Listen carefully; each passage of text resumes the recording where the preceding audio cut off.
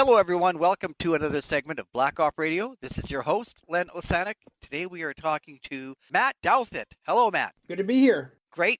I came across your latest article in the Kennedys and King about the movie, and well, I'll call it a movie for now. Truth is the only client, but I'm sure it's propaganda. That's what we'll get into. hmm But just before we get into that and your review of it, for people who are not familiar with your interest in the JFK assassination and work on it, and such as myself, can you give me a brief background of what got you interested in this topic and then to write about it? Absolutely, absolutely. Well, it started off in 2008 when I was 12 years old, and I was slowly getting into the Lincoln assassination. And I was 12 years old, and I asked my mom. I said, do you think that we could go to Ford's Theater?" And we live in Dallas. And she said, "No, that's kind of a tall order, but we can take you right across town to Dealey Plaza." And so we went there, and it just kicked off from there immediately. Been here ever since. Right. So when you went to the plaza, what was your first impression there? I mean, sometimes people say they stand there, they look and go, and it just couldn't happen that way. Well, actually, I walked in very cold. I did not know anything about it, and so for a few years, I just occasionally watched the occasional documentary, read like one book on it, but I really got involved in it deeply in 2013 for the 50th anniversary. And I had been involved in some of the Facebook groups, I didn't really like a whole lot of the ones that were there at the time. So I created my own JFK Facebook group a few days after I graduated high school, 2015, and it just grew and grew, and pretty much for the most part, still amazes me today when we are the biggest JFK assassination group on Facebook. It's kind of weird to say that, but that's sort of what we are right now. And where will people find you there? It's called JFK Nothing But the Truth Right. on Yeah, Facebook. I'm pretty sure I'm a member there and been there many times. Yep. Okay, so what was it about then going to Dealey Plaza? And so was there a catalyst of something that piqued your interest that you said, "Oh, there's more to this. I've got to dig deeper into it." Very interestingly, I started off, when I first got into this, I started off as a low nutter for a very short time. I usually it's the reverse for some people, but for me, I was a low nutter, and then as I grew older, I figured out how the world actually works. And so a very short time after I started this Facebook group, then I saw this whole thing with a new, fresh set of eyes and started speaking with people who were actually there and reading more books. And yep, here I am now. Okay, well, I was going to ask you to be a little more specific. People ask me, I might say it's Commission Exhibit 399, the bullet. Oh, When I look at the bullet, I go, no, there's something wrong. what changed me? I would say Pat Spear's website. Pat's a very dear friend of mine. We're great friends, and I would say that that's what changed my mind in about 2014, 2015. That's what changed my mind and really opened my eyes into the evidence. In 2013, when I started this full hands-on, I was a lone nutter, and then 2014, 2015, the next year and a half or so, I read his website. I was just enthralled with how much detail there was and all the evidence, and I learned a bunch of new stuff that I hadn't learned before. So I would say Pat's work really, I guess that's what you're looking for, really changed my mind. And I highly recommend anyone go and check out his website, patspear.com. Great guy, Right. great researcher. He's been Yeah. on here many times. Yeah. So there is, a success rate then to people spitting out propaganda saying that there's a lone assassin and hmm the Warren Commission had it right. And a certain amount of people will just, if they don't look further, accept it and go, well, they must have looked into it. They must know. So I'll take their word for it. hmm Right. But, looking at Pat's work, though, what's something that did change your mind? Oh, definitely. The first thing that changed my mind was the single bullet theory. I mean, because of course, if the single bullet theory doesn't work, then everything else doesn't work. So I read his website and I was like, this doesn't work after all. And again, this was years and years ago. So that was the first thing that changed my mind. And then I read 6 Seconds in Dallas when I was in college. Classic landmark book. I went through every page and I got to the very last page and I thought, you know what? I agree with every single thing in here. I seriously don't think I need to read any other book on the case. But then I found out that Tink, who I now know, he's a very nice man, was writing a new book at the time. So I was thinking, oh, he's changed his mind on a few things. So I'll have to wait for a second book to come out. And so that came out, and I was very gracious to work with him a little bit and even contribute to his book a little bit. So that was a big moment for me, and I really it was very interesting to read that and to read his classic book in college, and then also help out a little bit with the long-awaited sequel, 6 Seconds in Dallas, and then Last Second in Dallas. Yeah. It's my go-to. Then, well, and there are so many books that detail the Oh, absolutely. failings of the Warren Commission. I mean, from Mark Lane on to Jim Garrison to Absolutely, Jim absolutely. Beach.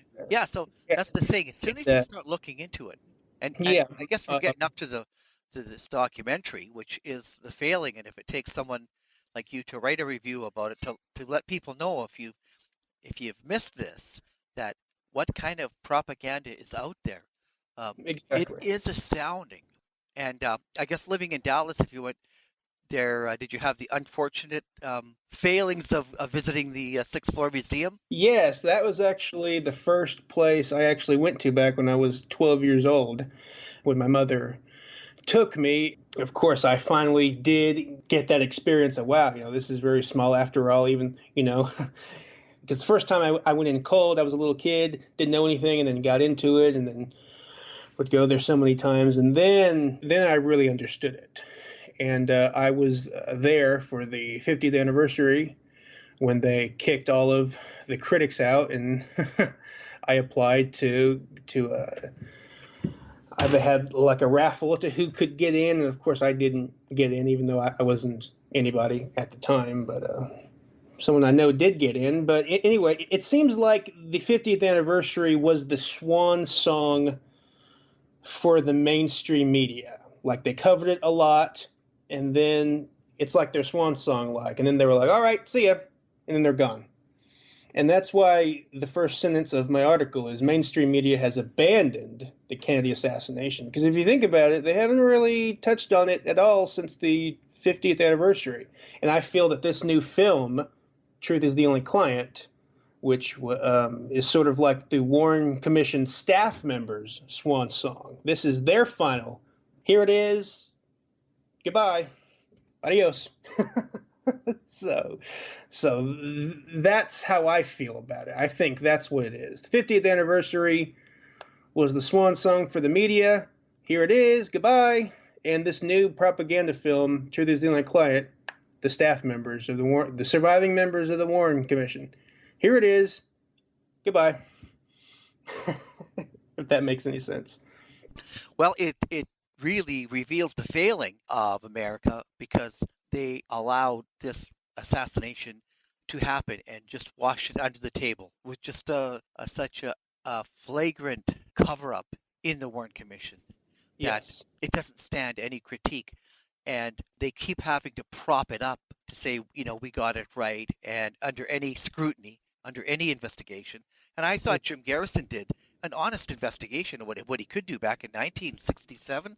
So, look at the movie. Now, you told me that you saw the movie, and it was in 2013. No, it was Oh, in no.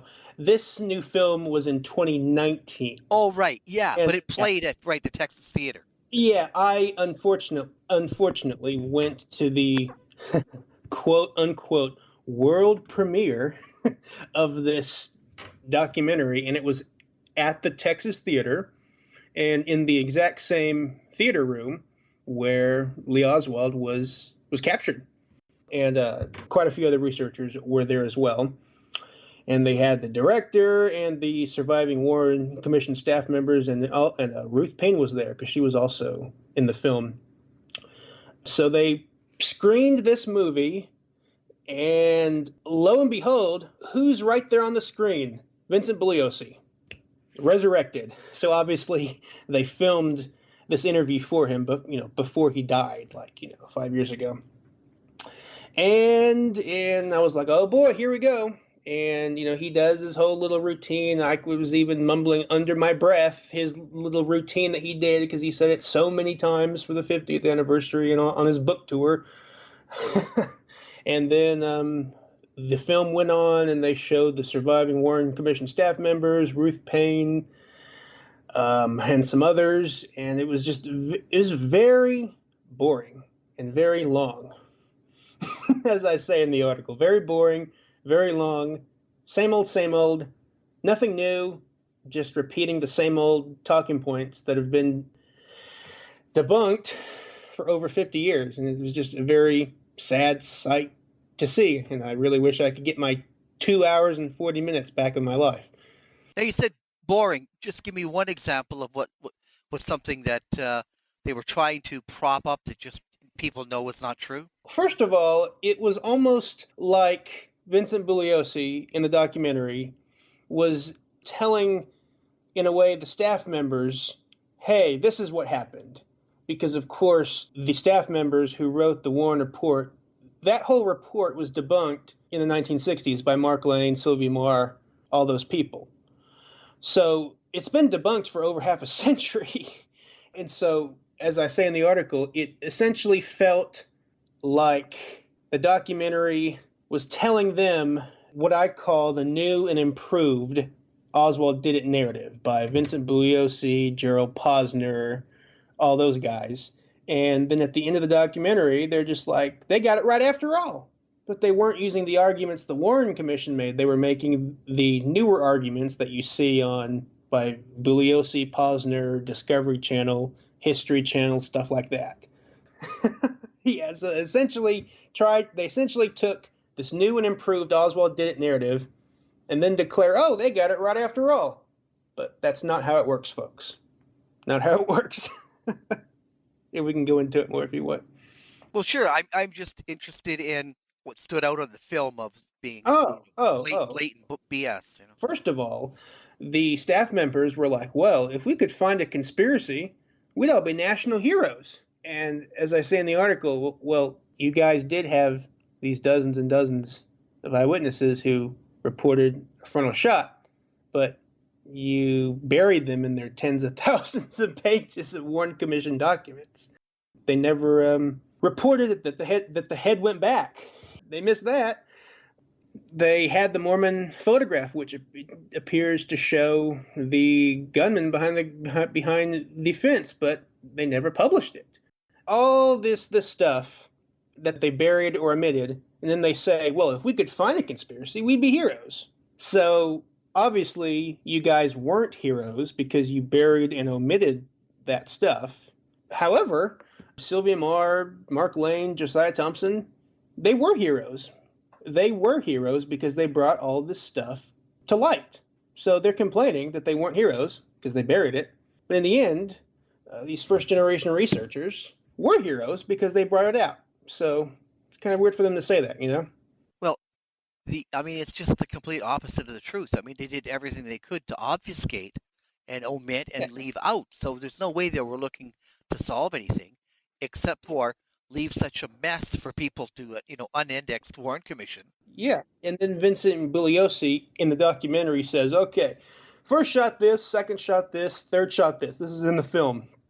But what he doesn't say is that that's actually not the Warren Commission's shooting scenario. That's his shooting scenario, and that's Gerald Posner's shooting scenario. So it's like everything they're saying is not really what the Warren Commission wrote. Like I said, it's this new and improved Oswald Did It low nut theory. It's been polished up and improved over the last 30 years since Gerald Posner's book. But you can't do that in a documentary that's about the Warren Commission staff members and say that, those are their findings. That's just not true. That's not true at all. Like I said, that report was debunked in 1967. It doesn't work that way, folks. Now, was there anything in the film that was new that you did learn? No. No. Okay, all right. Nothing was new. It was just old, rehashed stuff that's been debunked since the 60s and debunked since the 90s and early 2000s, mid 2000s. Everything's been debunked. Really, the only old argument that I saw that was from the Warren Report was they said that the remnants of the carpet is actually a blanket. See, he can't even get it right. Was found from the blanket which the rifle was supposedly covered with, was found in the bag that he supposedly wrapped the rifle in. But they're photos. This is a long debunked argument. They're photos of the bag and the blanket touching each other. So that doesn't work. And even so, the FBI could not make an exact match. But that was really one of the only old argument that they used. But that was debunked years ago by Sylvia Marr and Mark Lane. And at other times, they just faded away, the other members, and they just had Vincent Bugliosi speak, like I said, touting this new argument. Bugliosi also says Oswald tried to kill General Walker 6.5 months before. It was actually 7 months before. Again, he can't even get it right. He said Oswald tried to kill Walker. But of course, you just go to the 26 volumes, and lo and behold, you find that the alleged bullet could not be linked with the rifle. And the two witnesses said that the perpetrator was not Oswald. So again, this is just classic zombie lies that have been debunked since the 60s. And it just went on and on for 2 hours and 40 minutes. And it was just very boring and a waste of time. Nothing new. Well, it's the title that got me, as I thought it just total laughable. The truth Yeah. of the client. I mean, what are Yeah. you talking about? They named the title of that because Warren sat down with all the young staff members before they started investigating in early 64, and he said, "Your only client is the truth." And look how that turned out. Now, you just wrote this now. Is what was behind that you decided to write about it now? Is it because of Netflix? Yeah, that's another thing. As I said in my article, there's so many old crimes are being rediscovered by Netflix and by Hulu and by all these streaming platforms. They're picking up all these old crimes. Ted Bundy, the Night Stalker. So a whole new generation is rediscovering all these classic, famous crimes. So you would think that JFK would be picked up somewhere, but it hasn't. As of right now, there's only one JFK documentary on Netflix, and it's not even about his assassination. It's about his presidency. So, as I said, the mainstream media pretty much abandoned this case after the 50th anniversary. The mainstream media didn't even pick this documentary up. So that kind of says something. I mean, you would think that they would pick this one up because it's by the surviving Warren Commission staff members. I mean, you think that the mainstream media would love it, but no, they didn't even pick this up. You can watch it for free on Amazon Prime, and of course, you can buy it on on their website, or you could buy it on iTunes or something. But no, this documentary wasn't picked up. Thank God. But it just goes to show how the mainstream media is not touching this anymore. You kind of have, as I said, you have to do it yourself now. And some people have been trying to do that. You have to do it yourself now. Make your own documentary. Well, you mentioned that it's self-produced, and this guy put his money into making this, but you just keep wondering, like, who would have money to prop up this dog and pony show Yeah, when yeah, Gerald Posner and Bugliosi? I mean, you got to be kidding me. yeah, that's another thing. At the premiere of the film, there was a Q&A from the audience, and the director made very clear, and this Q&A is on YouTube, actually. You can go right to it and watch it. And the director made very clear at one point, he said, this film was financed by me. It's completely self-produced, not funded by anyone. I don't work for the government. So, I mean, that might be true. That very well could be true, but it just made me wonder, like, who's behind this? And he said he worked on it for 5 years, hence an interview with Vincent Bugliosi. Again, that was very weird to resurrect him, which means they had to reach back to the dead in order to keep keep this dog and pony show still going. Well, I've noticed a kind of hub of activity in trying to promote these things since Oliver Stone mentioned that he's having a sequel to JFK, his movie, which Mm-hmm. what we know now, 20 years later, or whatever, how many 30. years later, but just we know even more now, and you Yeah, get some of exactly. these ridiculous things coming out of the woodwork, and it's just of interest. You would think, no, who would put money into that? You know, Yeah, exactly. There was nothing. There's so much stuff that they didn't even mention in this documentary. It was truly pitiful, truly, truly pitiful. And you would think that Oliver Stone's upcoming film, which I'm very looking forward to it, you would think that it would be picked up by Netflix, but they turned it down. I And mean, imagine the critical success that his yes, movie had. So even if it was that's half as good, that's what we need right now. His first film stimulated a whole new generation. Got all those files out. So I really think that needs to happen, if at all. It needs to happen now. And I think his new film, if it was released on Netflix, it would do the same thing. Everyone would be watching it, and a lot of people, all they watch is Netflix. So it's very, very sad that they turned him down. But you would think that they would pick it up, but they didn't. So I was literally told by a Hollywood producer who does not believe the official story. He said, Matt, I've been trying to get a documentary in the works for many, many years, and he said I've taken it to every single big company. He said they've all turned it down. He said they just don't want to touch it anymore, and I say that in the article as well, and that's very well, sad. that's a failing because for the people who are interested, and for instance, in the truth, if you don't have a grudge, one way or the other, you just want to know what happened. You start looking into it, and you think everything they say happened did not happen. So, Exactly, you know, exactly, yeah. And then in this documentary, they throw out the usual talking points. Oh, well, there are conspiracy theories because people just can't accept the fact that nobody shot at somebody. I just I hate when people say that. Don't you? I hate it. it doesn't bug me because I see Lee Oswald. At least we have that footage of him where he said, I'm just a patsy, or they Yeah, said I have not been charged with anything, and the guy yeah, says, yeah, no, you have been charged, and he's like, what? You yeah. know, Exactly. it's not like, oh, I'm bragging that you know not only did I kill Yeah, Tippit, but I killed the president, and yeah, he, long live Castro or something. yeah, he is shocked. So the whole argument is, and nobody killed a somebody because he wanted to be a somebody. But every opportunity he got, he said he was innocent. And then they say, oh, there are conspiracy theories because people just can't accept the fact that a nobody killed a somebody. I'm sure you've heard that phrase, right? They just can't accept it. Yeah, And I've heard that, but I'm just like, my God, no, it's not that. We simply point out the holes in the evidence.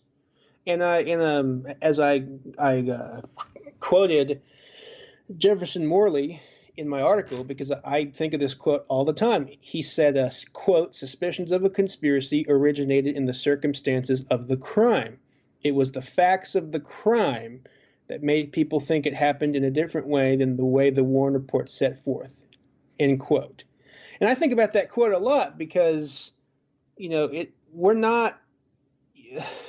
didn't just wake up one day and say, we're going to make up some theories about this. We simply point out the holes in the evidence. It's not at all what this documentary and what the mainstream media portrays us to be. And they call us conspiracy theorists, and I do not like that term. To me, a conspiracy theorist is like, a flat earther or a no planer or a Boston bombing didn't happen. For me, I'm a researcher. Like I've reached out to witnesses in the case, and so have many other people. They're not conspiracy theorists; they're researchers or students or scholars. I find that term conspiracy theorist very derogatory. That's not a nice name. Some people like it though. Some people like it, but well. I it like was that. invented by the CIA to be, like you said, Exactly. derogatory. You know, Yeah, exactly. They it, call them conspiracy theorists. Yeah, not you've seen the memo. not political research. Yeah, yeah, we're researchers. People, I mean, this isn't fun. This isn't like a hobby. I mean, I'm sure it can. I'm sure that for actual conspiracy theorists, that's a hobby. You know, all that stuff. But this is our president was killed, and we're trying to figure out what happened, and we're learning new stuff every day. And there are holes in the evidence. We're not just making shit up. I mean, yeah. Well, speaking about that and the implication, from me anyway, this is propaganda. I was also, it's kind of disturbing to see the rating it's got. You say astonishingly, it has 100% score on Rotten Tomatoes. Yeah, I put that at the very end of the article. Yes, this documentary has 100% score on Rotten Tomatoes. 100%. How does that happen? And I listed a short list of famous films that do not have 100%. Here's a list of famous films that do not have 100%. Casablanca, Godfather, Gone with the Wind, Lawrence of Arabia, Wizard of Oz, The Graduate, On the Waterfront, Schindler's List, It's a Wonderful Life, Sunset Boulevard, Bridge on the River Kwai, Some Like It Hot, Star Wars. All do not have 100% of Rotten Tomatoes. This little documentary has 100% of Rotten Tomatoes. How does that happen? Well, then the fix is in, and Yeah, that's why I said, unfortunately, like I'm not really a fan of Trump, but when he came out and he kept calling everyone fake news, there's some truth to it with CBS and all the other companies that supported the Warren Commission from day one. When they didn't have time to read it, they said this is the most in-depth and analysis of the crime, and we should all read this, believe it and go to sleep. But yeah, yeah, how something gets 100%, and even with Wikipedia, I don't trust them, and you oh have yeah. to read the back pages. Um, Tell me a little bit. Have you? What are some of the things that have gone on your Facebook page with kickback from people who do believe the single assassin? Oh well, what stands out from my group is that I've never banned one person. All these other groups, they throw people out all the time, and there's a bunch of they leave on a bunch of QAnon stuff and Trump stuff and just a bunch of unrelated JFK posts. And so the first thing I do when I wake up in the morning is I check the group and I erase all the bullshit, meaning I erase all the QAnon stuff that people post, I erase all the Trump stuff, I erase, all the stuff on COVID and stuff, just all the non-related JFK stuff, I erase in the morning, because I want everyone to be welcome. So that's the first thing I do, and I keep it straight. I keep it strictly JFK. I don't let it go off on tangents, and I've never thrown anyone out because I'm a big supporter of the First Amendment. So everyone's welcome, and I've never banned a single person. And Great. it's we are a pretty big group, and I'm still surprised about that. Okay, good. So then the question I just have is, what was the final? There must have been a catalyst that made you decide to write this article. Is it? Do you want to just? Is there something that you? Well, no one else wrote it. No one else wrote it. I mean, this was the final word of the Warren Commission staff members, and it came out in 2019, and no one had fact checked it yet. And I was looking up reviews, and people were just praising it and this, and there are lots of reviews on it, but they're all positive reviews, and 100% on Rotten Tomatoes. And I was like, no one else. If no one else is gonna fact check this thing, then I will. So I watched it again a few times. Unfortunately, again, it's on for free on Amazon Prime, as it should be.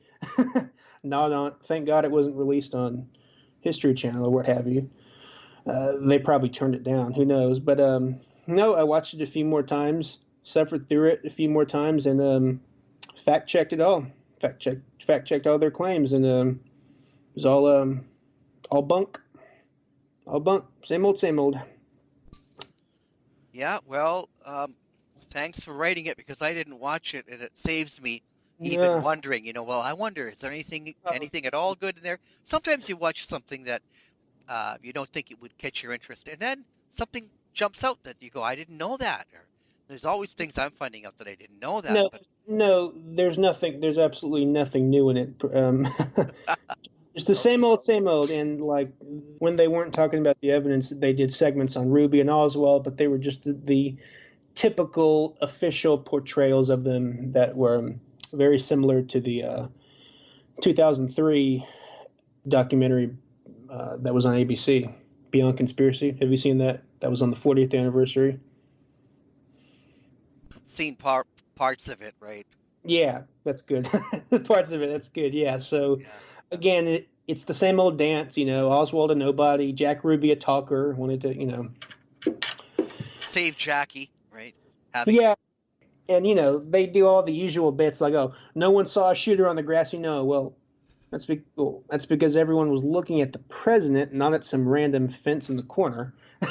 You know what I mean? And they even said some stuff that's very disgusting, like Alfred Goldberg, who was the staff historian. He said at the very end of the documentary, "Oh, belief in conspiracies is exciting. That's what feeds their paranoia." What a straw man argument, Just straw man after straw man, distortion after distortion, and no one was calling it out. So I was thinking, if no one's going to call it out, I guess I got to do this. well, good. Thanks. The article, "The Truth is the Only Client." Of course, that's the self-produced documentary, um, which is for free. Good, you don't have to pay for that. But Thank you God. wrote about it, and it came out, I think, that's just on Sunday, 2020, March 2021, right? 14. So Yeah. it's new. I urge people just to read it, or anything there at Jim's site, which is Kennedy's and King, and your website. Again, you want to mention that? My Facebook group is JFK Nothing But the Truth Right. on Facebook. We'll make links to that. Well, then, before we wrap up, is there anything you'd like to talk about or just add um, on even a different topic? But They nonchalantly said that Oswald killed Tippit, but that's another thing. For many years, I naturally assumed that Oswald did not kill the president, but maybe he killed Tippit in self defense. But Mark Lane's book, Rush to Judgment, that's what changed my mind on the Tippit killing. I just wanted to throw that in. And I also am into that. And yeah. So, and the late Larry Ray Harris, rest in peace, showed that Oswald was most likely innocent of that crime as well. So, I just wanted to mention that. Yeah. okay, Matt. Well, good. Thanks for being on Black Op Radio, and thanks for writing the article. And I urge other people to read it and visit your website, your Facebook page. Um, oh, do you have a website of your own stuff, or just No, find I out don't. everything at No, no. okay the Just Facebook go page? to the group and you can find me there. All right, very good. Okay, then. Thank you very much for making time tonight. Hey, thanks, Len. Appreciate it. Thank you very much. Good night.